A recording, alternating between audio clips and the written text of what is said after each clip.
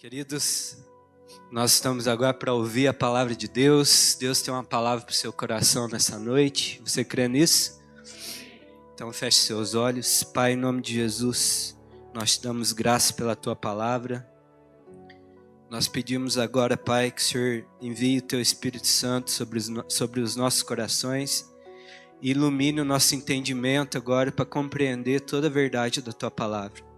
Nos leva hoje, Senhor, a ver o que realmente importa, a apegar o nosso coração ao que realmente permanece. Em nome de Jesus. Amém. Amém. Abra sua Bíblia comigo no Evangelho de Marcos, capítulo 10, versículo 46. Marcos, capítulo 10, versículo 46.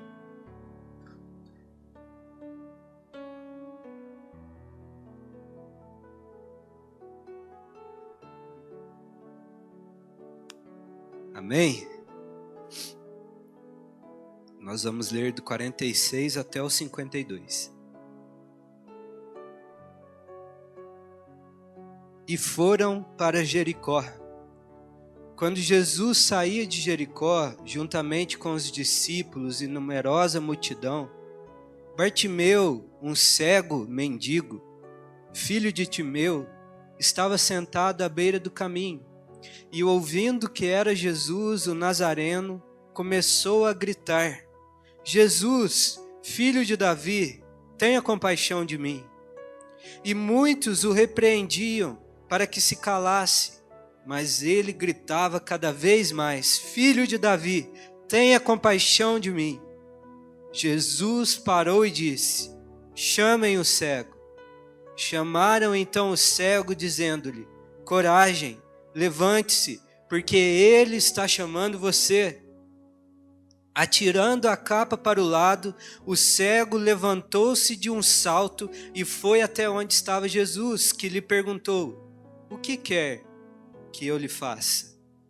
O cego respondeu: Mestre, que eu possa ver de novo. Então Jesus lhe disse: Vá, a sua fé salvou você.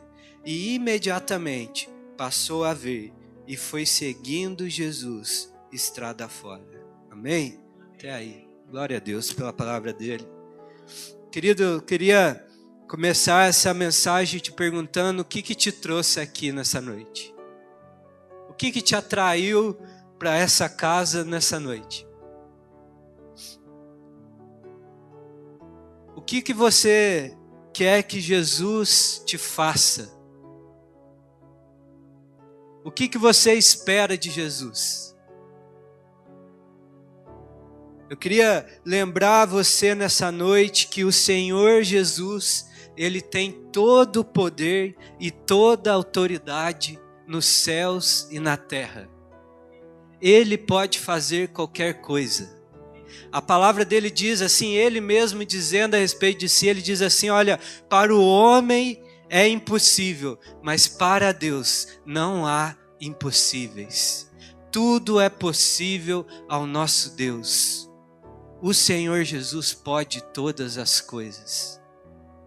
Ele tem poder para mudar toda circunstância.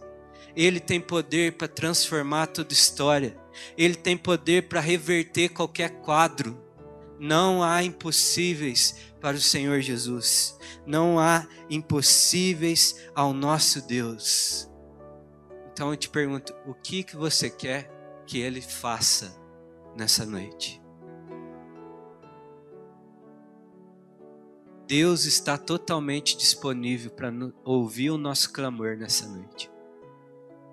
E ali em Salmos 34:15 diz assim: os olhos do Senhor repousam sobre os justos e os seus ouvidos estão abertos ao seu clamor. Os ouvidos de Deus estão inclinados hoje para ouvir o seu clamor, para ouvir o que você está pedindo. Deus está disponível a nós nessa noite, queridos. O Senhor Jesus vai dizer ali em Mateus 7:7, peçam e lhes será dado. Busquem e acharão. Batam e vai ser aberto a você. Pois aquele que pede, recebe. O que busca, encontra. E o que bate, a porta vai ser aberta. O Senhor Jesus está dizendo, pede, pede-me. E a pergunta é, mais uma vez, o que você quer que o Senhor te faça? O que você tem buscado? Quando nós vemos aqui, né, nesse texto que nós acabamos de ler, nós temos que entender que o Senhor Jesus, Ele veio nessa terra e Ele caminhou ali, né, no que nós conhecemos hoje como Palestina, ali, né, o Oriente Médio. E era o próprio Deus caminhando nessa terra e Ele realizou coisas extraordinárias. Ele caminhou curando enfermos, libertando cativos, proclamando o ano aceitável do Senhor, proclamando e anunciando o reino de Deus, esse reino de paz, justiça e alegria. E aqui o Senhor Jesus, Ele entra na cidade de Jericó, e dá a entender que Ele realiza muitas coisas ali naquela cidade, porque o texto que nós acabamos de ler diz que quando Ele sai de Jericó, uma multidão o seguia. Uma multidão estava com Ele, não era só mais os discípulos, mas uma multidão havia sido impactado pelo que Jesus tinha feito naquela cidade. E Jericó, a sua localização ali, ela estava, né, do lado oposto do Rio Jordão e era o caminho para Jerusalém. Então, normalmente, quem passava por Jericó estava indo para Jerusalém. E o Senhor Jesus, então, se nós lermos o Evangelho de Marcos um pouco mais para frente, vai ver que ele estava subindo para Jerusalém. Ele faria ali uma entrada, né, montado num jumentinho, cumprindo a profecia, dizendo que ele era o descendente de Davi. Pessoas estariam ali adorando a ele, dizendo Hosana nas alturas ao descendente de Davi, ao filho de Davi. Passado alguns dias, o Senhor Jesus ia ser morto numa cruz e ao terceiro dia ele ia ressuscitar. O que Jesus estava no caminho ali de Jericó rumo a Jerusalém, em outras palavras, ele estava indo cumprir o seu ministério nessa terra. Cumprir o seu papel como Messias, o Cristo prometido. E aí o texto que nós lemos aqui fala que naquele caminho, quando ele subia para Jerusalém, havia um cego mendigo, sentado na beira daquele caminho. E ele ouve ali uma multidão passando. Eu fico imaginando aquele barulho, né? De uma multidão, aqui, todo mundo querendo tocar em Jesus, estar perto dele. E o cego ali, Bartimeu, ouvindo aquele movimento. E ele está ali sentado na beira do caminho, onde Jesus estava passando. E nós temos que entender o contexto da época que Jesus vivia, onde qualquer pessoa com uma deficiência física, se hoje já não é fácil, né, no mundo cheio de normas, tentando adaptar as coisas para que eles tenham uma qualidade de vida melhor, naquela época, um deficiente físico não tinha direito algum, não tinha qualquer possibilidade de uma vida melhor. Um cego, ele estava condenado a viver de esmolas, porque ele não podia trabalhar, ele era considerado uma pessoa impura, não tinha acesso ao templo, e nem muito menos, que o templo simbolizava a presença de Deus, a presença de Deus. Era uma pessoa que a sua vida se restringia a viver das esmolas.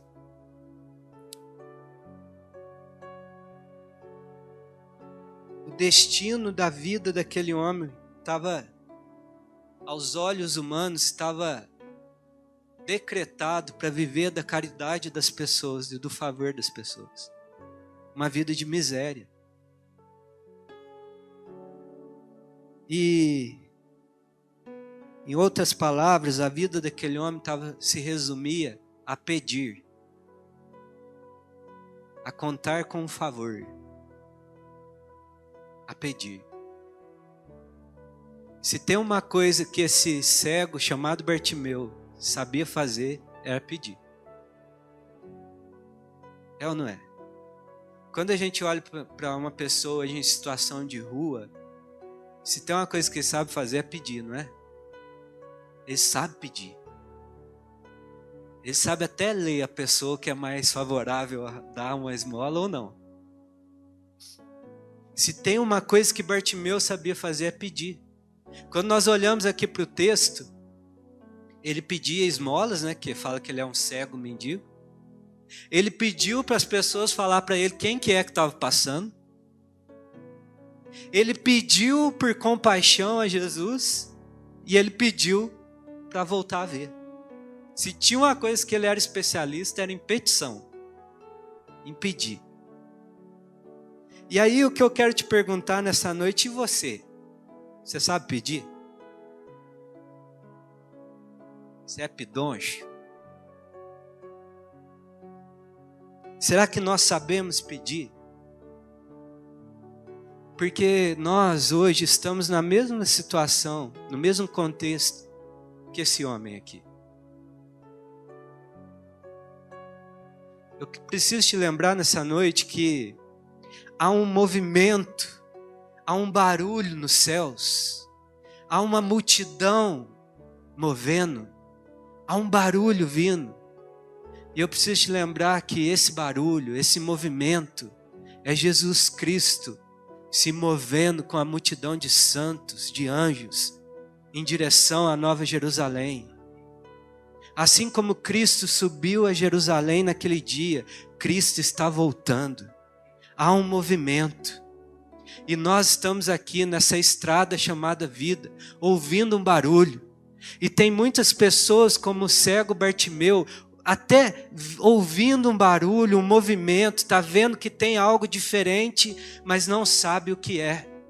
E hoje nós estamos aqui para lembrar essas pessoas e dizer: ei, é Cristo Jesus que está passando, é Cristo Jesus que está em movimento. O nosso Senhor, Ele está passando de cidade em cidade, de casa em casa, curando pessoas, libertando pessoas, anunciando que o reino dele está vindo. Ele está atraindo multidões para entrar com Ele, não agora mais num jumentinho, mas de forma gloriosa, na Nova Jerusalém. E a pergunta é: o que nós temos pedido ao Senhor nesse caminho chamado vida? Quando nós vemos o seu movimento passar, quando alguém fala assim: ei, ali está Jesus, o que nós temos pedido? O que você tem buscado? O que você quer que o Senhor te faça? Nessa estrada chamada vida, o que nós temos pedido ao Senhor? E aí, eu queria falar com você nessa noite, olhando aí para a vida desse cego Bartimeu, 3 pedidos que nós podemos fazer na vida. Ao menos você tem direito, não sou o gênio da lâmpada, mas você tem direito a 3 pedidos.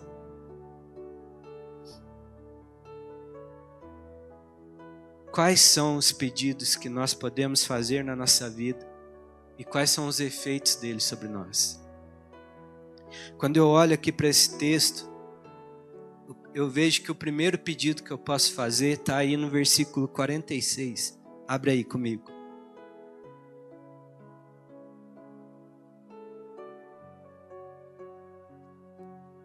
Versículo 46 diz assim: quando Jesus saía de Jericó, juntamente com os discípulos e numerosa multidão, Bartimeu, um cego mendigo. Diga comigo, um cego mendigo. O que o mendigo faz, gente? Pede o quê? Esmola. Aqui esse texto diz que havia um cego mendigo sentado na beira da estrada. E o que eu aprendo aqui é que o primeiro pedido que eu posso fazer na minha vida é um pedido de esmola. E esse não atrai muita gente, né? Mas a primeira petição que eu posso fazer é uma esmola. Talvez você esteja aqui nessa noite e você esteja passando por alguma dificuldade. Você tem passado por uma dificuldade e precisa de uma ajuda de alguém. E aí você pode falar, não, eu preciso realmente, está difícil. Preciso de ajuda. Mas eu pedi esmola? Eu nunca fiz isso, não vou fazer. Ou talvez você ouviu isso agora e falou, não, eu tenho um bom trabalho, eu tenho uma condição até bem, eu posso me sustentar, eu tenho me mantido. Eu nunca cheguei no extremo de ter que pedir ajuda a alguém, de pedir esmola, como assim?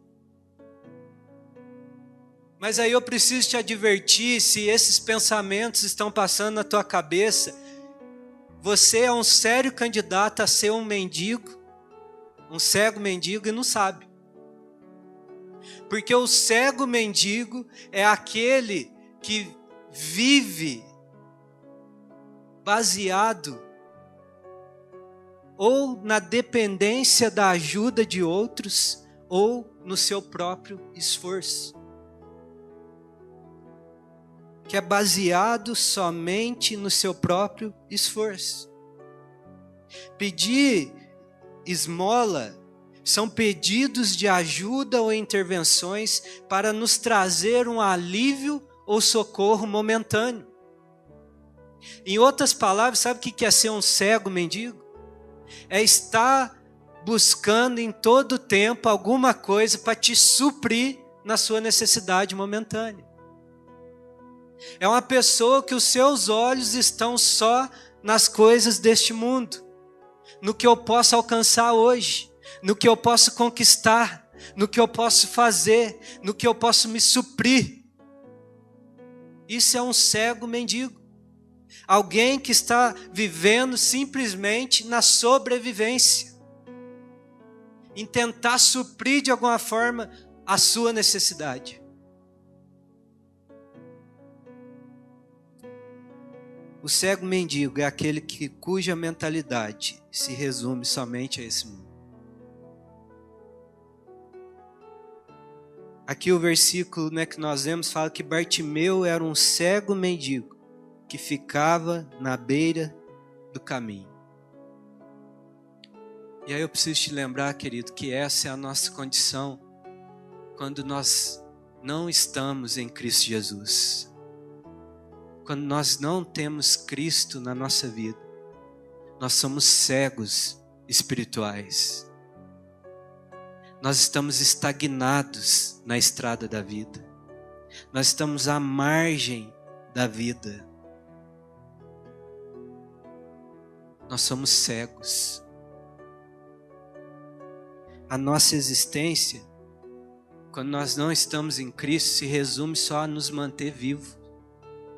Tudo que a gente busca são coisas para tentar preencher um vazio que existe dentro de nós, para de alguma forma encontrar vida. É mendigar por vida. É mendigar. É ter uma mentalidade de escassez, sabe? Será que amanhã eu vou ter? Será que amanhã não vai me faltar? Ou senão, eu só vou ser feliz se eu tiver isso, se eu fazer aquilo, se eu viver isso. Mentalidade de escassez. Quando eu tiver tal coisa, aí eu vou estar satisfeito. Quando eu atingir aquela posição, aí sim, aí eu vou estar vivo. Querido, isso é mentalidade de um mendigo. É viver o hoje, tentar sobreviver hoje. E aí eu queria te falar aqui que, um cego mendigo espiritual, ele tem 3 características. para nós examinarmos os nossos corações hoje. O cego mendigo tem 3 características. A primeira característica é que é alguém que vive uma vida fundamentada no favor humano. O que quer dizer isso? É alguém que busca o favor das pessoas, fundamenta a tua vida só no favor das pessoas ou na força do seu próprio braço. Eu vou conseguir, eu vou fazer, eu vou conquistar, eu vou me relacionar com pessoas que vão favorecer o que eu quero. Eu vou buscar pessoas que atendem à minha necessidade. São pessoas que fundamentam a sua vida em favor humano. Não tem espaço para a dependência de Deus, para a provisão de Deus, para a intervenção divina. É olhar para as pessoas e falar, o que eu posso tirar dela? A segunda característica de um cego mendigo espiritual é que vive no modo de sobrevivência. Então vive no favor, baseado no favor humano, e vive no modo de sobrevivência. O que é isso? O que eu tenho que fazer ou ganhar para me manter vivo hoje? Vai faltar. Eu tenho que conquistar, eu tenho que fazer. A pessoa vive num vazio e busca tudo para preencher o seu ser, menos o que realmente preenche, que é o próprio Deus. A terceira característica, então, de um cego mendigo é que ele vive estagnado na vida. E aqui eu não estou falando de que você não conquiste coisas, porque muitas vezes as pessoas podem até conquistar coisas, ter uma boa casa, um bom emprego, uma família boa, mas ele está estagnado na vida. A pessoa pode conquistar o que for, mas ela nunca demonstra transformação no seu ser. Ela nunca avança como ser humano. Ela não se transforma. Ela não cresce com o tempo. Ela não é aperfeiçoada. Não importa o que ela conquiste na vida, ela não avança na vida. Porque o avançar na vida é ser transformado à semelhança de Cristo. Ela não pode avançar porque ela é uma escrava da sobrevivência. Ela só está buscando um modo de ficar viva. Sua vida se resume ao hoje. Se resume ao hoje. E ela não tem ambição de transformação, somente de conquista. E aí eu queria... Calma que é só o primeiro pedido ainda. Mas eu queria te lembrar que Deus não te criou para viver nessa condição. Deus não te criou para ser um mendigo. Deus não te criou para viver atrás de esmolas que esse mundo vai te dar, querido. Deus te criou para desfrutar de uma vida e vida em abundância. Há uma mesa preparada diante de nós, e o que está sendo servido nessa mesa é a abundância de vida, é uma vida verdadeira, é uma vida completa, preenchida. Você não precisa mais ficar comendo das migalhas que o mundo te dá, quando Deus está te oferecendo um banquete de vida eterna, a liberdade. Você pode desfrutar dessa vida sem acusação no dia seguinte, sem remorso no dia seguinte, sem condenação, sem falência, sem miséria, porque a vida que Deus te oferece é abundante, é de paz, é de liberdade, é de alegria, é de esperança, não é de condenação. É isso que Deus nos criou para desfrutar, querido. Então para de buscar migalhas que o mundo está te oferecendo, porque não vai te preencher, não vai te suprir. Na verdade, quando nós entendemos o que é uma vida de mendigância, uma vida de pobreza espiritual, é quando nós entendemos que essa ausência, essa escassez é a ausência do próprio Deus na nossa história. Sabe, nós não precisamos mais ficar vivendo das migalhas do mundo, porque Deus já nos preencheu. Nós não precisamos mais ficar buscando sobreviver, porque Deus já nos concedeu vida. Você não precisa mais ficar preocupando, eu vou viver amanhã, porque sobre nós já há uma promessa de vida e vida eterna. Por isso que lá, igual lá em 1 Coríntios 15, 54, nós podemos dizer e perguntar: tragada foi a morte pela vitória. Onde está, ó morte, a sua vitória? Onde está, ó morte, o seu arguilhão? Jesus já nos libertou do temor da morte, querido. Deixa eu te lembrar você disso. Você não precisa ter medo de morrer. Porque se você morrer, para quem está em Cristo é lucro. Nós vamos estar com Ele.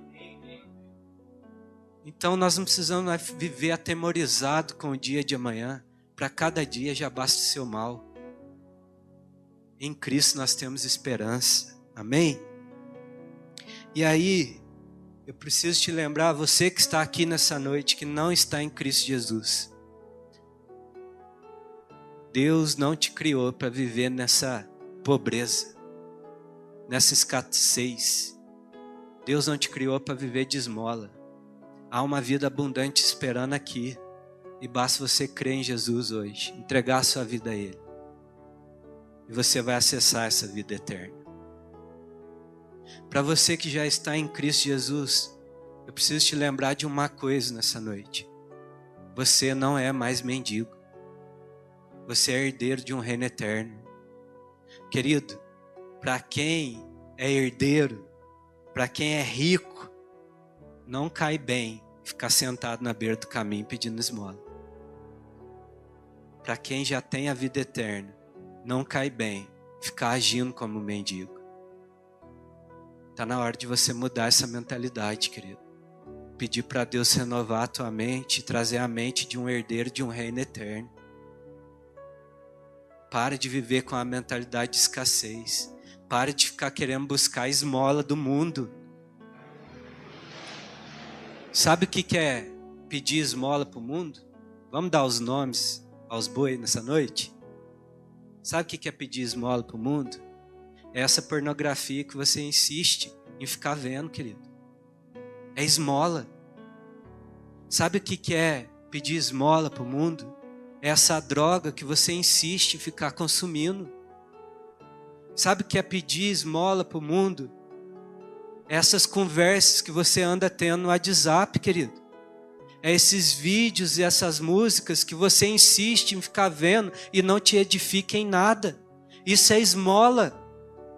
É pobreza. Não vai te preencher.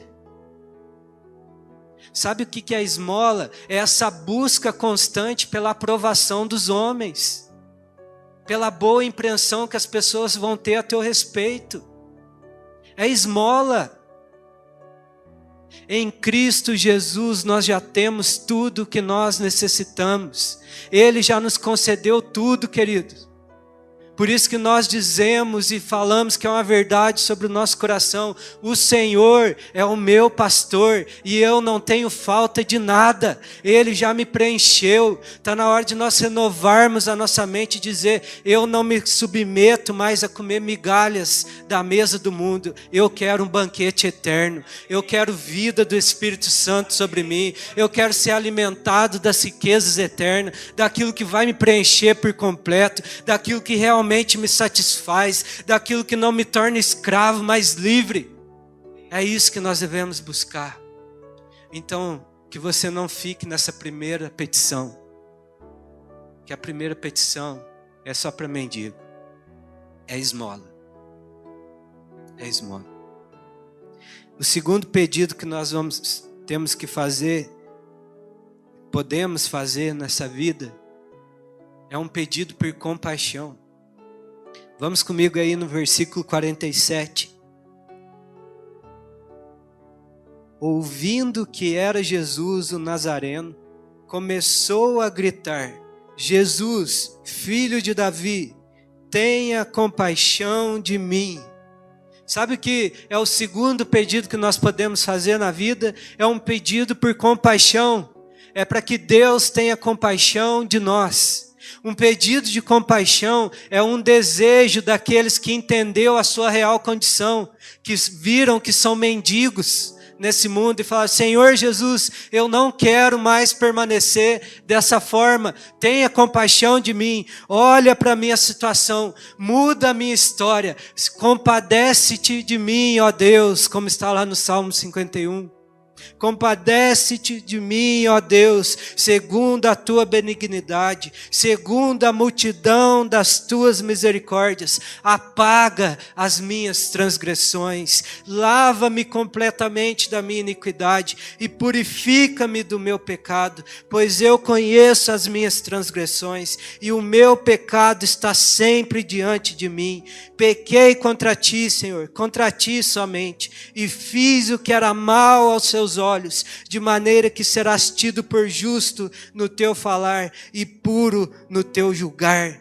Nasci na iniquidade, e em pecado me concebeu a minha mãe. Eis que te agradas da verdade, no íntimo e no oculto me fazes conhecer a sabedoria.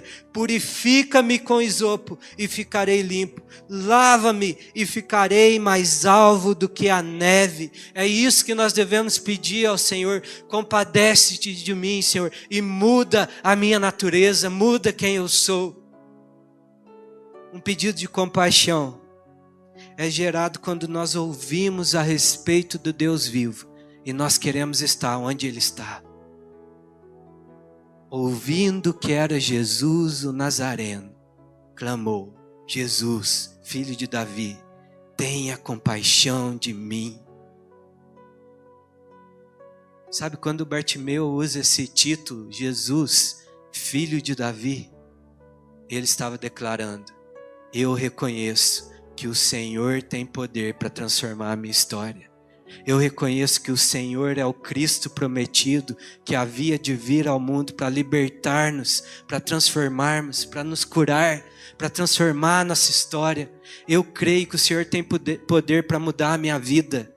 Eu reconheço quem verdadeiramente o Senhor é. O segundo pedido que nós podemos fazer é um pedido de compaixão. E um pedido de compaixão, querido, é necessário rasgar o coração. É necessário se expor. É necessário gritar. E falar: Senhor, tem compaixão de mim. Você deseja ser diferente? Você deseja ser diferente? Você deseja ser transformado?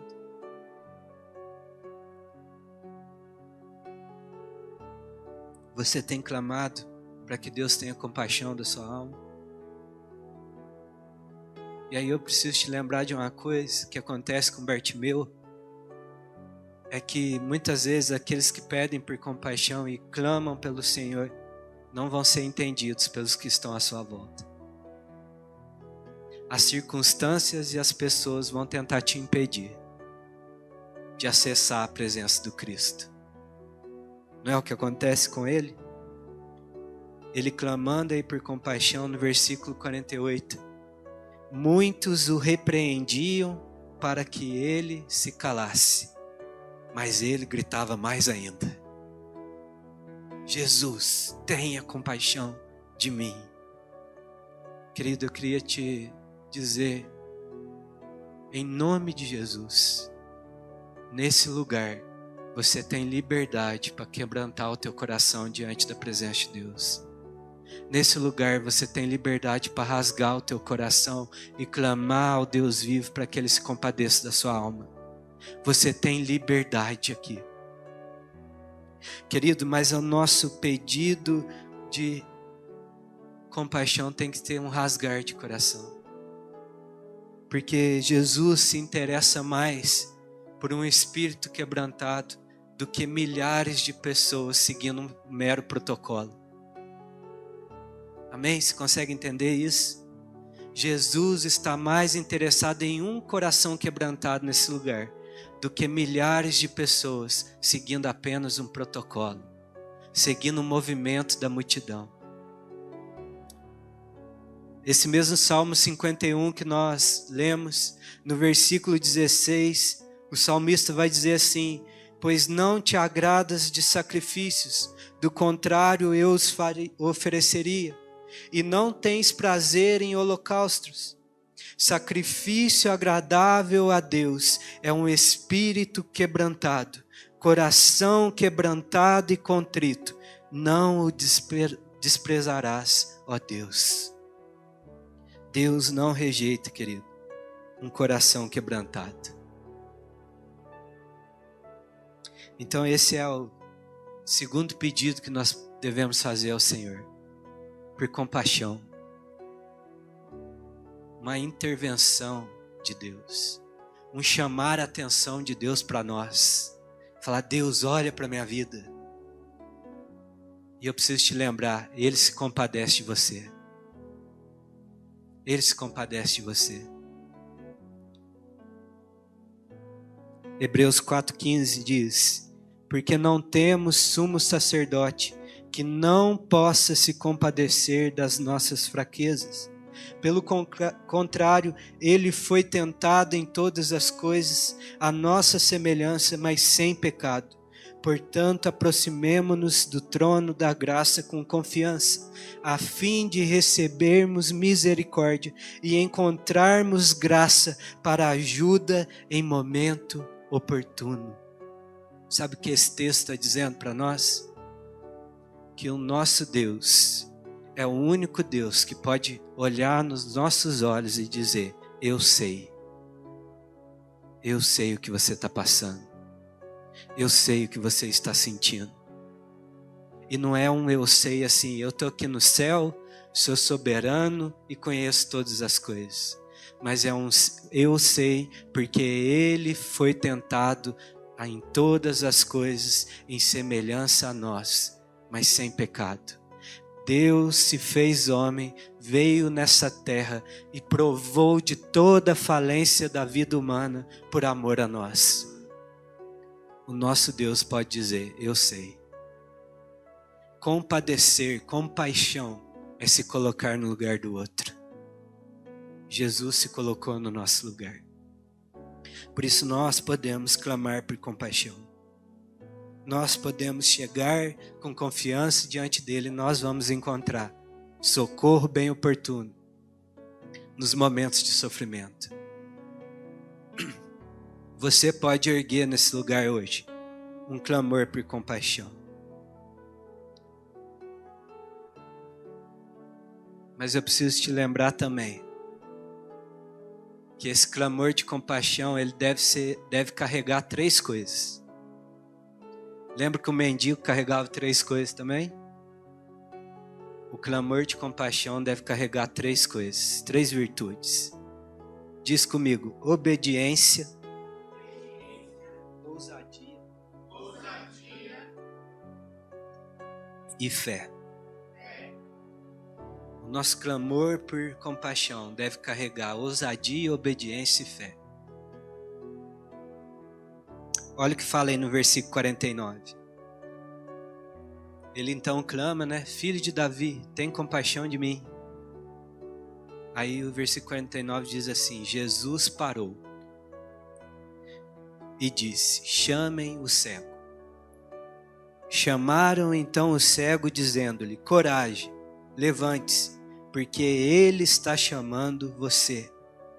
Atirando a capa para o lado, o cego levantou-se de um salto e foi até onde estava Jesus. Sabe, muitas vezes nós estamos clamando por compaixão a Deus. Nós estamos dizendo: Deus, olha para a minha situação. Jesus, filho de Davi, tenha compaixão de mim. E Deus nos ouve, porque o texto aqui está dizendo: Jesus parou. No meio daquela multidão, aquele cego gritando, Jesus para. Jesus interrompe a sua caminhada e ele diz: chamem o cego. Então muitas vezes nós vamos estar clamando por socorro a Deus, Deus nos ouve e Deus dá uma ordem ao nosso respeito e diz: chamem o cego, tragam ele a mim. É uma ordem de Deus a nosso respeito. Mas o problema está nesse próximo passo. Porque muitas vezes ele para, ele nos ouve, ele dá uma ordem ao nosso respeito, mas nós não nos movimentamos em direção a ela. Nós não caminhamos em direção à ordem de Deus. Será que hoje nós vamos ter coragem para levantar nesse lugar, ficar de pé e caminhar em direção ao que Deus tem nos falado? O nosso pedido de compaixão, ele deve carregar ousadia, obediência e fé. Sem essas três virtudes, o nosso clamor por compaixão, preste atenção nisso, sem essas três virtudes, o nosso clamor por compaixão vira simplesmente um lamento. Nós estamos lamentando diante de Deus. Nós só ficamos aqui, ó. Deus, olha a minha situação. Olha o que fizeram comigo. Olha o que está acontecendo na minha vida, Deus. Tem misericórdia, Deus. Tem compaixão de mim. E Jesus está lá, filho, já parei, já ouvi, vem até mim. E nós estamos lá, lamentando a nossa história. Lambendo as nossas feridas. Chega, querido. Está no dia de nós termos coragem para levantar e caminhar em obediência ao que Cristo tem falado.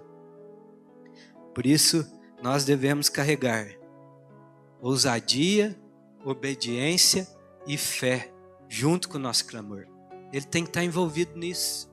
A ousadia é um movimento que nós fazemos, é o romper de protocolos para ir até Deus. É rasgar o nosso coração, é clamar a Deus. É como diz aqui em Hebreus, chegar diante do trono da graça com toda a confiança. O desejo nosso de mudança tem que ser maior do que a opinião das pessoas, os protocolos que nós seguimos. Nós temos que dizer, Deus tem compaixão de mim. O teu desejo por compaixão tem que ser maior do que as pessoas pensam a teu respeito. Às vezes o teu coração está quebrantado, ferido aqui, assentado, e você tem vergonha de rasgar o seu coração diante da presença de Deus, porque o que as pessoas vão pensar de mim? Por isso o clamor tem que ser cheio de ousadia, ser ousado. Eu quero alcançar a compaixão de Deus, a transformação na minha vida, e estou pouco me lixando o que a multidão está pensando. Quando eles falam para eu parar de gritar, aí que eu grito mais. Será que tem alguém ousado o suficiente para levantar nesse lugar hoje e dizer, eu preciso da compaixão de Deus na minha vida. Eu vou chegar diante desse trono. Sabe, Deus, eu não devia nem estar na tua presença, nem erguer a minha voz ao Senhor, mas eu descobri que através de Cristo eu posso chegar diante desse trono e eu vou fazer isso nessa noite. Lembra de Jacó no Val do Jaboque? Está lá lutando com o anjo. E ele agarra aquele anjo e diz, eu não vou deixar você ir até que o Senhor me abençoe. Será que tem alguém ousado o suficiente para pedir até que seja concedido? Buscar até que seja encontrado? Bater até que seja aberto? Tem alguém ousado o suficiente aqui nessa noite? Porque o nosso pedido de clamor por compaixão tem que ser carregado de ousadia. Eu estou te libertando hoje para ser ousado diante de Deus. Só que o nosso pedido por compaixão também deve carregar obediência. Não é só ousadia. Porque a obediência, querido, se nós buscamos a compaixão baseado somente na ousadia, sem obediência, se torna rebeldia. Um pedido de compaixão, sem obediência, somente com ousadia, se torna rebeldia. Nós devemos obedecer. Nós clamamos a Deus e Deus nos dá uma direção. Deus emite uma ordem. Chama o cego, traz ele aqui. E aí entra a nossa parte em obedecer. E aí eu quero te perguntar, diante do clamor que você tem feito a Deus, o que Deus tem pedido para você fazer? Você tem caminhado em direção a isso?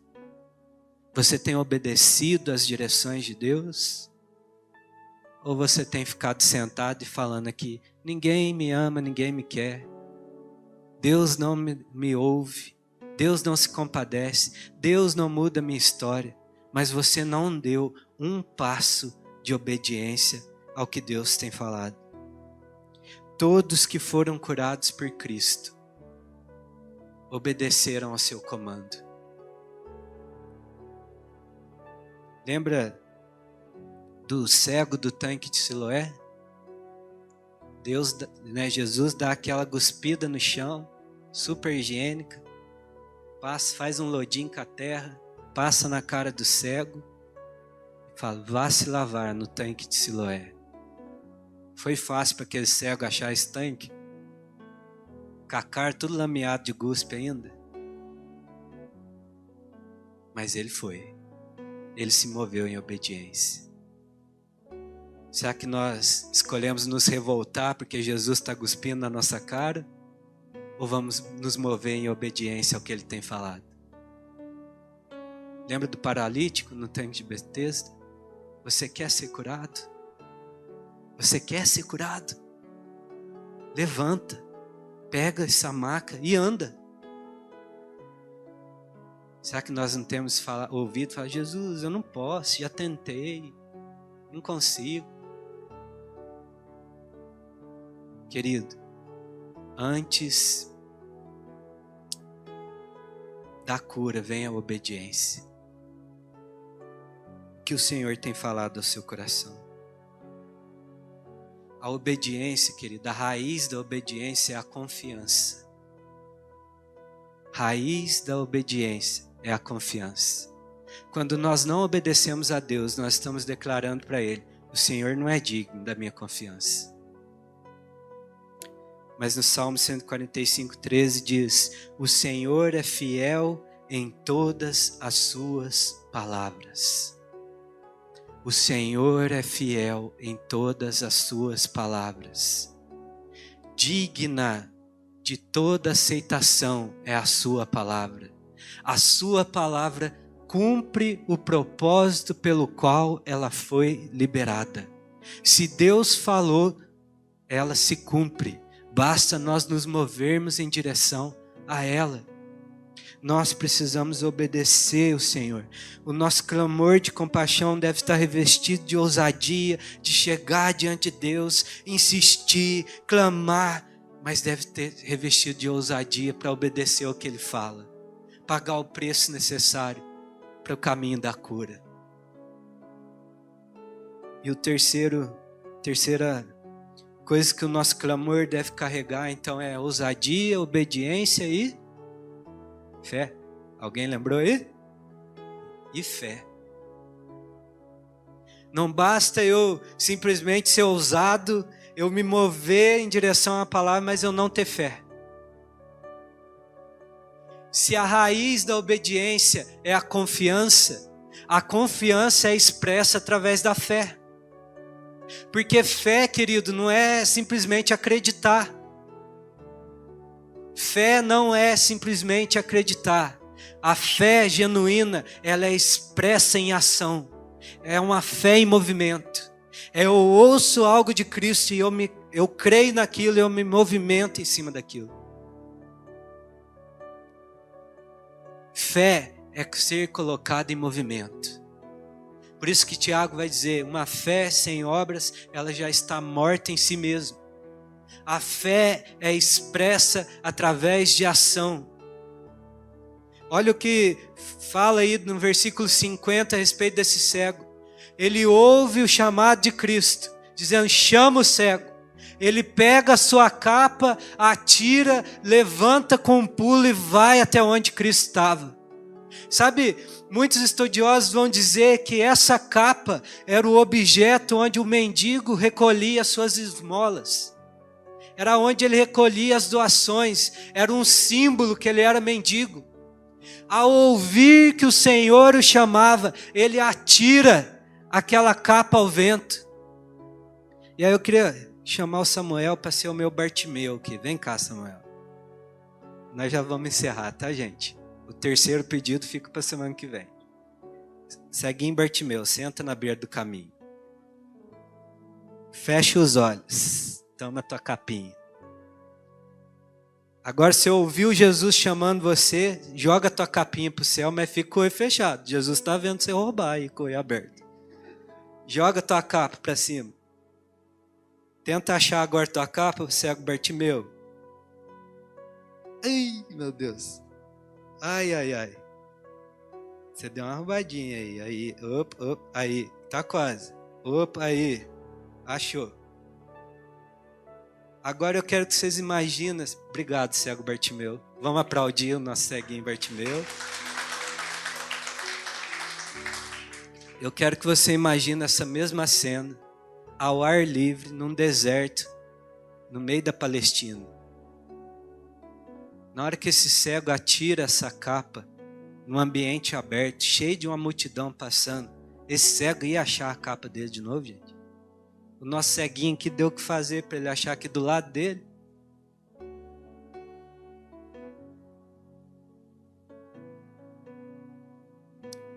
Antes da água se tornar um chão firme, precisa ter um passo. Aquele cego creu que Jesus era poderoso para fazer antes mesmo dele receber a cura. O nosso clamor por compaixão deve estar revestido de fé, que ao saber que Deus, o Deus vivo, liberou uma palavra sobre a nossa vida, isso já se cumpriu. É porque por quem Ele é, não é pela minha condição, não é pelas circunstâncias, não é pelo que eu estou vendo ou deixando de ver, é porque Deus falou, e quando Ele fala, isso se cumpre. O nosso clamor deve estar envolvido de fé, e a nossa fé deve ser expressa num movimento de confiança. Escuta isso aqui, guarda isso no teu coração para nós encerrar de verdade agora. O extraordinário de Deus acontece onde o ordinário do homem não pode alcançar. Ou seja, os milagres de Deus na nossa vida estão onde as nossas capacidades não podem suprir. Você consegue entender isso? Os milagres de Deus na nossa história estão aonde as nossas capacidades não podem suprir. E o caminho que nos leva nesse lugar é chamado um caminho de fé. Se você quer viver coisas extraordinárias com Deus, está na hora de você sair da sua zoninha de conforto. Dar um passo de ousadia, obediência e fé para viver coisas extraordinárias com Deus. Deus quer fazer um milagre na sua história e através da sua história. Mas precisa ter um passo de ousadia, de obediência e de fé. Você está disposto a isso? Será que você vai preferir ficar comendo esmolas quando o extraordinário está passando diante de você? Será que nessa noite você pode dar esse passo? Você pode dizer: Senhor, eu preciso da tua compaixão e eu estou disposto a caminhar até o Senhor. Eu estou disposto a abandonar esse símbolo de cegueira, esse símbolo de mendicância, esse símbolo de esmolas, o meu estilo de uma velha vida, simplesmente porque eu estou ouvindo o teu chamado nessa noite. Eu resolvo atirar essa capa e caminhar até o Senhor. Eu resolvo dar um passo de fé em sua direção. Eu estou ouvindo o teu chamado, chamando: traga o cego até mim. Traga o cego até mim. O terceiro pedido nós vamos ouvi-lo na semana que vem, amém? Não deixa de vir, não. Vem, porque ele realmente é o pedido. Mas eu queria encerrar nessa noite com essa verdade. Há um ouvido aqui bem sensível para ouvir o teu clamor de compaixão. Mas você tem ousadia suficiente para romper a opinião das pessoas hoje e vir até Jesus? Você precisa de uma intervenção de Deus na sua história? O Senhor Jesus está aqui hoje perguntando: o que você quer que eu te faça?